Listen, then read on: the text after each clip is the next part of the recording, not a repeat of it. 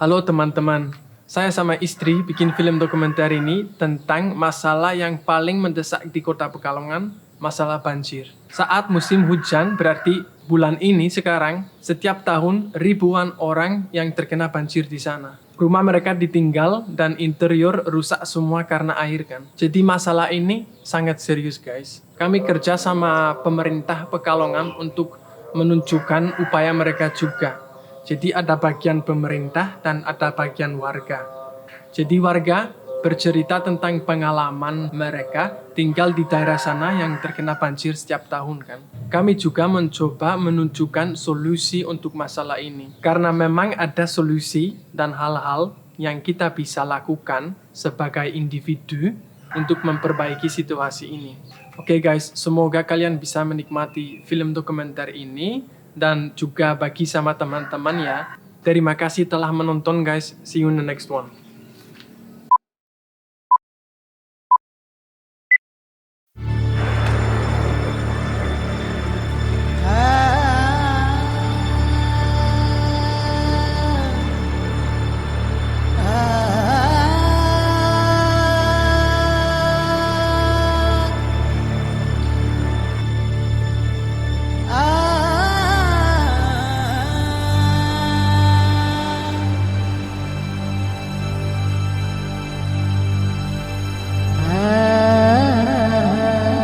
Pekalongan merupakan kota yang terletak di pantai utara Jawa Tengah, Indonesia. Pekalongan termasuk kota kecil dengan penduduk sekitar 310.000 orang. Film dokumenter ini bercerita tentang masalah mendesak yang tidak hanya terjadi di Pekalongan, tetapi juga di banyak tempat lain di dunia, yang mengancam ratusan juta orang di seluruh dunia.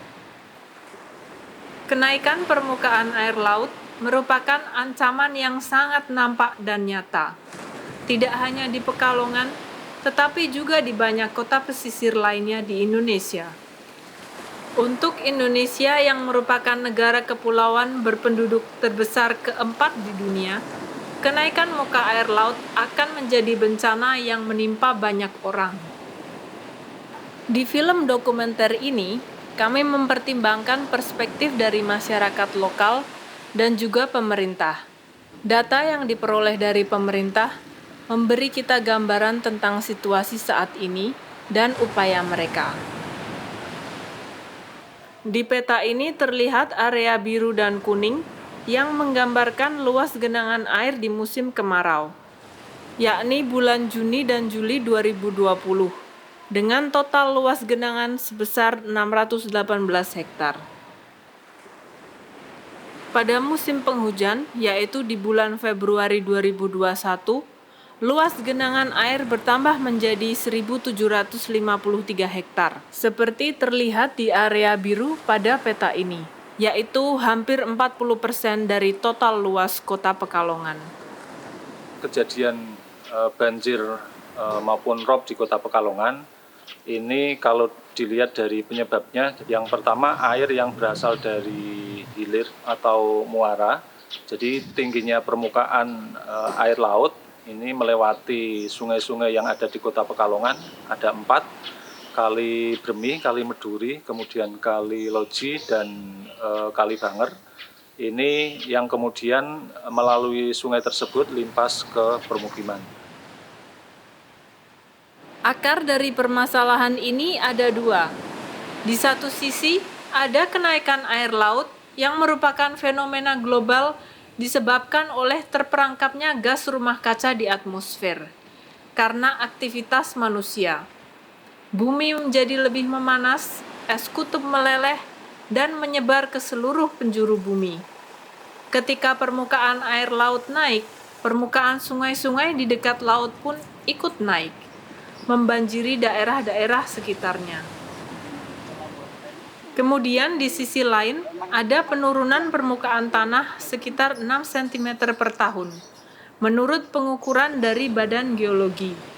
Penyebabnya masih dalam tahap penelitian, namun kemungkinan besar dikarenakan oleh banyaknya volume pengambilan air tanah dari sumur-sumur bor masyarakat. Inilah banjir dan luapan air yang menjadi pemandangan sehari-hari di Pekalongan. 10 tahun lalu, permasalahan ini belum terlihat.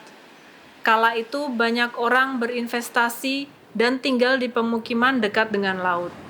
Sekarang dengan keadaan seperti ini, banyak rumah yang ditinggalkan.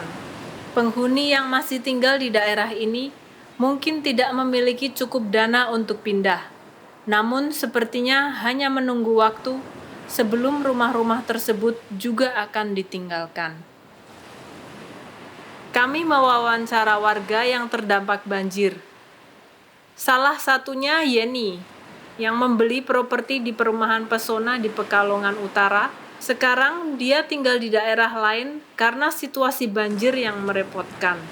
Rumah mereka sekarang ditinggalkan dengan nilai pasar yang semakin menurun.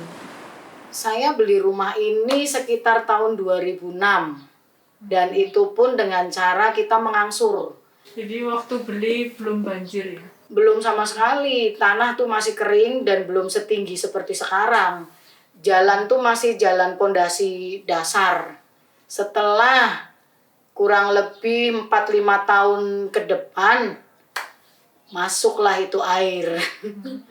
Banjirnya lumayan juga, nggak semata kaki aja, cuman sampai pernah selutut, bahkan pernah sampai sepinggang dewasa banjirnya. Setelah kita ngalamin kebanjiran, nggak mungkin kan kita diem aja, karena kan kita butuh untuk tempat tinggal. Akhirnya rumah itu pun kita tinggikan. Udah tinggi, jalan ditinggikan, rumah masih lebih pendek, kita harus tinggiin lagi. Jadi seolah-olah kayak balapan dengan jalan. Jalan ditinggikan, kita ngikut rumah ditinggikan. Walaupun ada upaya dari pemerintah juga sih, nggak istilahnya nggak ngilang-ngilangin juga lah. Waktu kita kebanjiran pun, upaya dari pemerintah kayak dapur umum pun jalan. Kita dikirimin perbekalan. Tapi kan itu hanya untuk sementara saja. Lah sementara berikutnya lagi pun kayak dari pemerintah akhir-akhir ini ninggiin jalan. Upaya dari pemerintah yang selanjutnya setelah kita mengalami kebanjiran besar itu sekitar tahun 2012 tuh banjir besar juga. Akhirnya kan pemerintah dari gubernurnya langsung membuat tanggul dan itu pun Pak Ganjar pun survei langsung ke lokasi. Tanggul sudah jadi, setelah tanggul jadi pun mending ada peningkatan air nggak yang begitu banjir besar gitu nggak. Tapi tetap itu kan memfungsikan penyedot. Jadi kayak pompa air. Sedangkan kalau pompa airnya tidak berfungsi, ya kita terima lagi air itu datang. Meskipun banyak rumah yang ditinggalkan, masih banyak pula yang tinggal di sini. Jika banjir datang dan masuk ke dalam rumah, interior rumah menjadi rusak dan rumah tidak layak huni. Mereka pun harus mengungsi beberapa bulan per tahun. Kami mendatangi rumah Ibu RT dan bertanya tentang penanggulangan pemerintah untuk masalah banjir ini. Beli rumah ini tahun berapa? Tahun 2008. Waktu itu di sini ya belum banjir ya. Mulai banjir itu tahun 2013. Banjirnya itu dari 2013 itu ya antara 10 sampai 25 cm. Yang paling parah itu di luar hampir 1,5 meter di jalan. Waktu di luar di dalam rumah itu 1 lutut. Karena rumah kita kan sudah ditinggikan. Kita kan meninggikannya sampai 3 kali ya. Pertama 60 cm, kedua kali kita ninggikan lagi 0,5 meter. Nah, terus ketiga kalinya itu mentok sudah ini sama atap. Dalam rumah ya kita kebanjiran, di luar kebanjiran, kita mengungsi ke sana ke daerah Selamaran. Ya, hampir 1 tahun lah kita di sana. Rumah kita tinggal, banyak sekali yang kosong sini. Ditinggal pemiliknya, ada yang ngekos keluar, ada yang ke rumah siapa saudara lah, pak mertua, apa kemana gitu. Ini kalau ndak nganu nanti kita kebanjiran lagi, akhirnya kita betulin, kita naikkan ya, kita urut, kita naikkan. Untuk barang-barang yang anu waktu kebanjiran kan ya udah ada yang rusak 1 tahun ditinggal ya. TV rusak, tempat tidur rusak, kursi-kursi pada rusak ya, jangan rusak-rusak itu udah kita buangin, kita ganti lagi, keluar uang lagi buat beli barang-barang lagi. Ya gitulah. Dari pemerintah yaitu adanya tanggul itu ya, dari sini Kandang Panjang sampai ke daerah Pabean, peninggian istilahnya untuk tanggul ya, tadi tanggul sama peninggian jalan. Akhirnya kita alhamdulillah benar-benar merasakan kita itu bebas dari kebanjiran yang selama ini berapa tahun kita rasakan. Setelah peninggian jalan sama itu tidak, kita sudah tidak kebanjiran. 2 tahun yang lalu itu kita tidak kebanjiran, benar-benar tidak kebanjiran. Ini mulai tahun 2021 kok air mulai tergenang lagi. Sekarang dengan dibangunnya tanggul di tepi Sungai Bermi, air tidak lagi meluap di daerah perumahan tersebut. Inilah rencana penanggulangan banjir oleh pemerintah Kota Pekalongan yang dikelola oleh DPUPR. Konsep untuk penanganan banjir di Kota Pekalongan ini adalah yang pertama mencegah air dari laut maupun dari sungai limpas ke permukiman. Kami membangun beberapa prasarana maupun infrastruktur ya pengendali banjir, yaitu tanggul atau parapet di beberapa titik. Salah satunya mungkin di tepi Kali Bermi, kami juga membangun tanggul di Randu Jajar. Seperti yang kita lihat di sini, sedang dibangun tanggul di Sungai Loji dengan konstruksi model sheet pile, yaitu lembaran-lembaran beton yang ditata sepanjang tepi sungai. Kemudian konsep yang kedua, menyedot genangan atau air yang berada di permukiman untuk kemudian dibuang ke sungai dan ke laut. Kami membangun juga stasiun pompa ini untuk menyedot genangan yang ada di permukiman yang disebabkan oleh sumber air dari rumah tangga maupun air hujan yang berasal dari hulu. Kami juga meliput salah satu pompa yang ada yang digunakan saat ini untuk mengatasi luapan air di kota. Jadi sekarang kita sedang berada di stasiun pompa Pabean. Ini merupakan salah satu dari total 21 stasiun pompa yang ada di wilayah Kota Pekalongan yang bertujuan untuk mengendalikan banjir rob yang terjadi di wilayah Kota Pekalongan. Nah, tahun ini kami sendiri di Pemkot Pekalongan ini membangun kurang lebih ada 8 stasiun pompa baru. Kalau di jumlah ini total ada 5 titik dengan total anggaran dari mulai pembangunan stasiun pompa sampai dengan tanggul itu kurang lebih 20 miliar.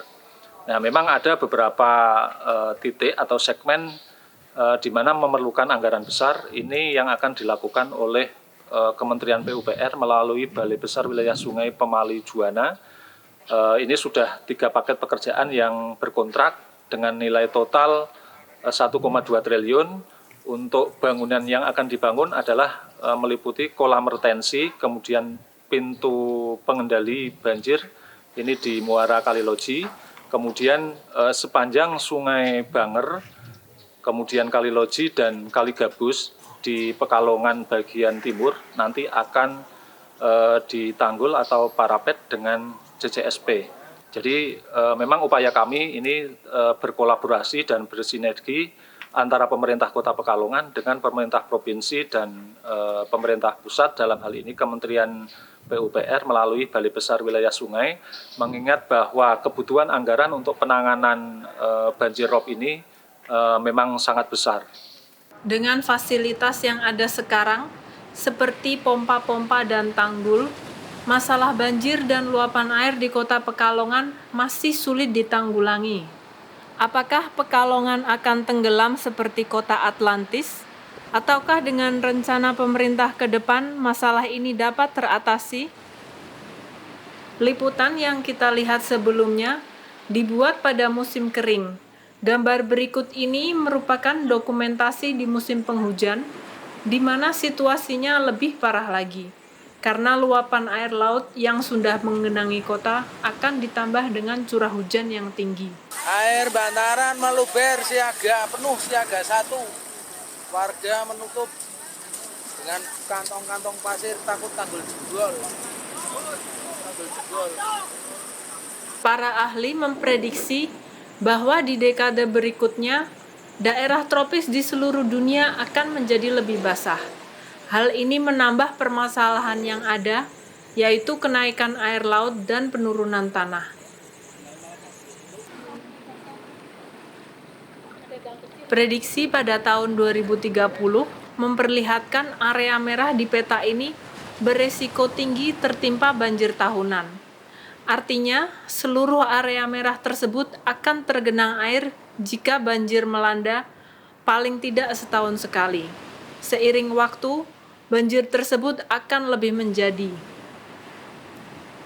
Di prediksi tersebut juga dikatakan bahwa air laut akan naik sekitar 30 cm pada tahun 2050 dan kemungkinan lebih dari 1 meter pada tahun 2100.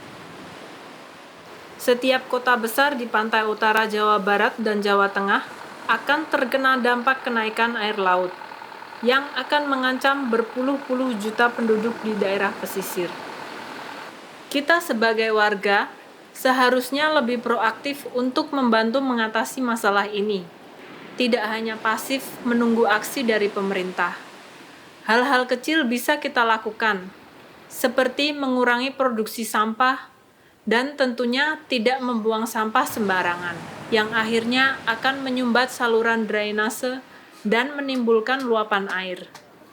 Selain itu, kita juga bisa ikut dalam forum diskusi dan berpartisipasi dalam perencanaan penanggulangan banjir.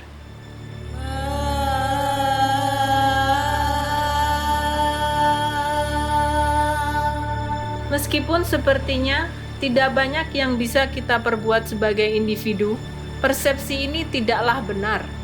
Jika kita memikirkan tentang generasi depan, kita perlu lebih sadar diri akan permasalahan ini. Dan pastinya melakukan tindakan nyata, baik sebagai individu maupun kelompok. Karena tindakan yang baik akan menginspirasi orang lain. Entah itu mengurangi sampah, mempraktekkan gaya hidup peduli lingkungan, atau menyelaraskan diri dengan alam. Karena setiap langkah itu penting.